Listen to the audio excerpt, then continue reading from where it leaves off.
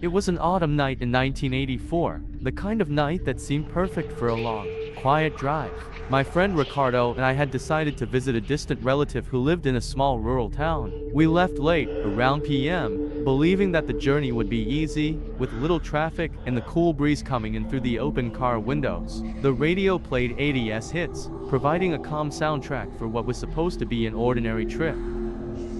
As we drove further into the deserted road, the asphalt began to give way to a dirt path, flanked by dark fields and dense forests. The only light came from the car's headlights and the full moon, which seemed closer and brighter than usual. The silence was deep, interrupted only by the hum of the engine and the rustling of leaves in the wind. But something about the atmosphere felt wrong, something that made the hairs on the back of my neck stand up.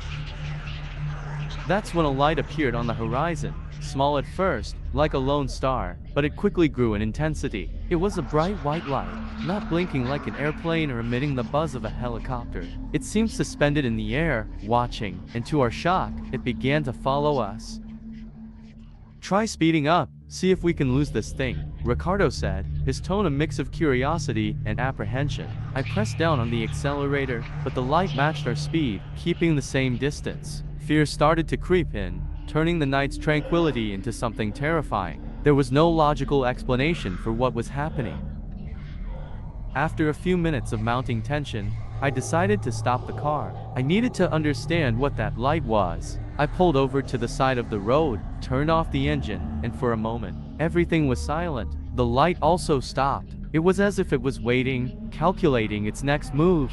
The air around us felt heavy, oppressive, like time itself had paused. Ricardo and I exchanged nervous glances, our faces illuminated only by the ghostly glow hovering above us. "This isn't normal," he muttered, his voice low, almost a whisper. I tried to convince myself it was just a natural phenomenon. But deep down, something told me we were facing something far beyond human comprehension.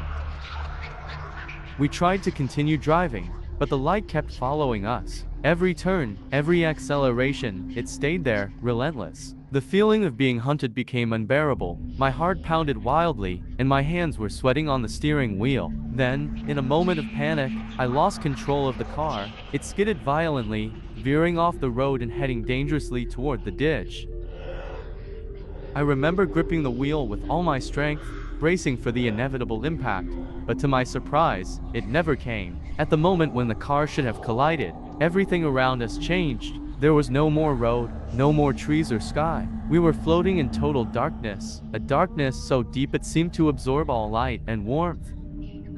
When the darkness began to fade, I realized we were in a completely different place. The ground beneath our feet was smooth, metallic, and emitted a faint bluish glow. The air was heavy and cold, with a strange smell, like ozone mixed with something undefinable. I tried to move, but my body was paralyzed, as if bound by invisible chains. Ricardo was beside me, his eyes wide with fear, but equally unable to move or speak.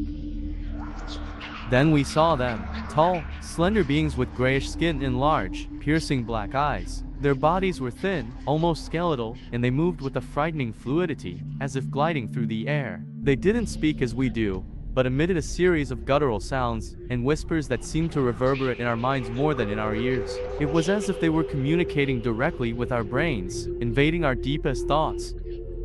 The sense of helplessness was overwhelming. We could feel their presence probing our memories, exploring our emotions, but we were powerless to do anything about it. I could feel a growing pressure in my head, as if they were trying to access something hidden in my mind.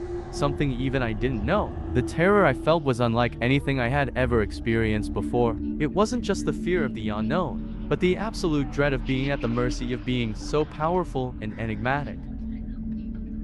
Suddenly, an intense white light flooded the room, and everything went white. When the light subsided, I found myself back in the car, parked on the side of the road, exactly where we had stopped before everything began. Ricardo was beside me, still in shock. The silence was deafening. The light in the sky had disappeared, and the night was calm again, as if nothing had happened.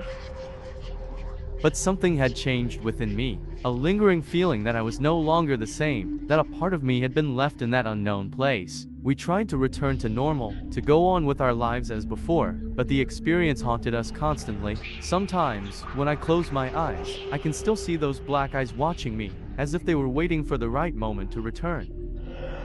We never spoke about that night again, but the silence between us was enough to know we both shared the same fear, the same certainty they were still out there, and one day, maybe, they would come back to finish what they started. Since then, every time I drive at night, I can't help but look up at the sky, fearing to see that bright light again, and reliving the nightmare of the abduction that changed our lives forever.